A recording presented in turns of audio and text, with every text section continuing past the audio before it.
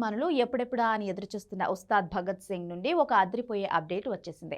నిజానికి ఈ cinema summer రేస్లో వస్తుందని అందరికీ తెలుసు. కానీ ఇప్పుడు మేకర్స్ ఒక ఊహించని నిర్ణయం తీసుకున్నారు. ఉస్తాద్ ఒక వారం ముందే థియేటర్స్లోకి దూసుకుపోతోంది.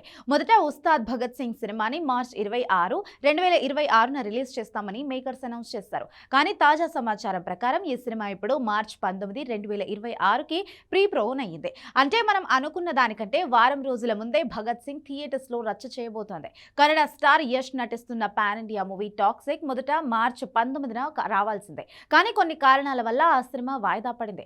ఆ ఖాళీ అయిన స్లాట్ ని మన ఉస్తాద్ తెలివిగా క్యాచ్ చేసుకున్నాడు. మార్చి 19న రిలీజ్ చేయడం వల్ల సినిమాకి ఉగాది పండుగ అడ్వాంటేజ్ కూడా దొరుకుతుంది. Long weekend plus holidays box office దగ్గర కలెక్షన్ల వర్షం కురగడం ఖాయం.